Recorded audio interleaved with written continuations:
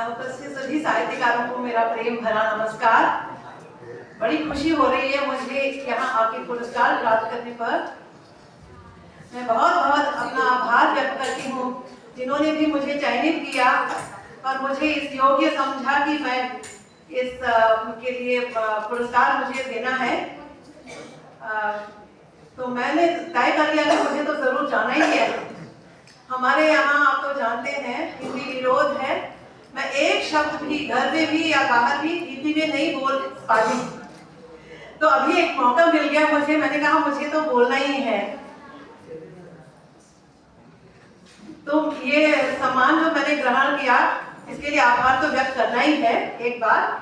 और अपनी स्थिति जरा आप लोगों को ये भी इससे भी अवगत करा दूं कि मुझे बहुत ही स्ट्रगल करना पड़ा, संघर्ष करना पड़ा हिंदी में। मैं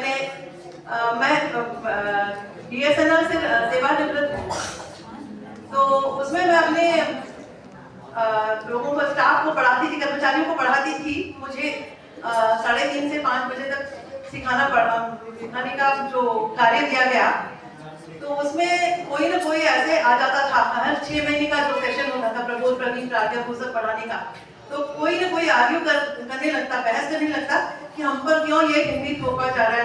तो मैं उनको बताती कि नहीं ऐसी बात नहीं है।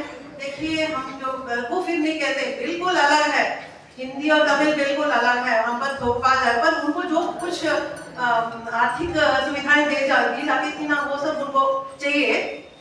हाँ, पर मान्यताएं जो दी जाती थी तो वो सब उनको चाहिए, पर वो हिंदी नहीं पढ़ना चाहते थे। तो हर सत्र में बहस करने लगते।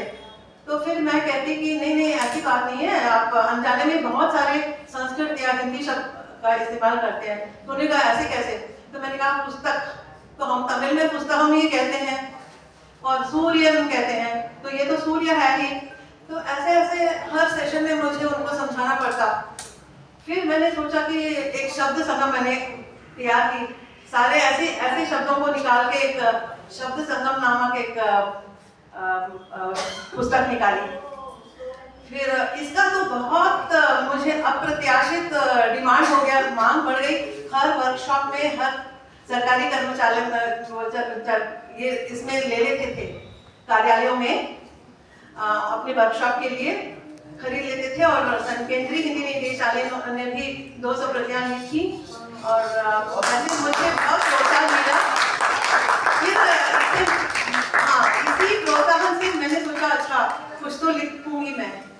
फिर क्या हुआ, एक मुँह मेहता कवि हैं, तो उनको मेरे बारे में जानकारी मिली, तो उन्होंने अपनी साहित्य अकादमी का उनको पुरस्कार मिला है। तो कन्नीर पूकल एक तमिल किताब है, तो वो उसे लाके उन्होंने दी मुझे और कहा कि इसका हिंदी अनुवाद करो। फिर मेरा पहला अनुभव था काव्यानुवाद करना, तो फिर भी मैंने उस साथ उठाया, फिर मैंने किया। उनकी 2 कृतियां उन्होंने लाके दी, तो एक मणिधनी टेढ़ी और ये जो कन्नीर पूकल, तो दोनों का मैंने किया मानव की खोज में, और ये है अश्रु पुष्प। तमिलनाडु की सरकार से मुझे ग्रांट भी मिला अनुवादित करने के लिए। फिर ये जो मानव की खोज में शंकराचार्य के हाथों से किसी तरह विमोचित हुआ, तो ये भी बड़ी खुशी की बात है। शंकराचार्य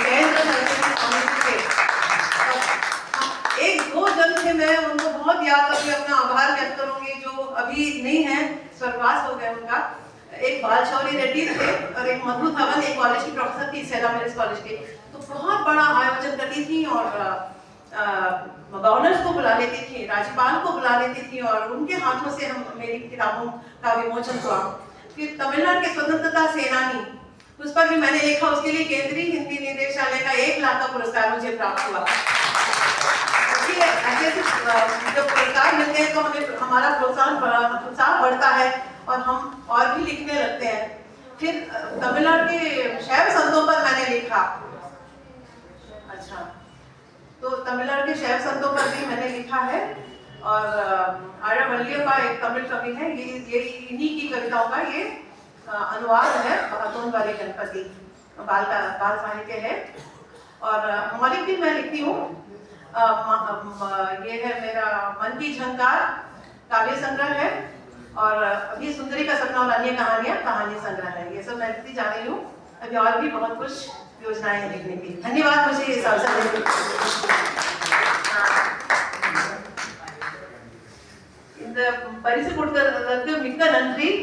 இங்கே வந்திருக்கும் அனைவருக்கும் என் மனமார்ந்த நன்றிகளை தெரிவித்துக் கொள்கிறேன்.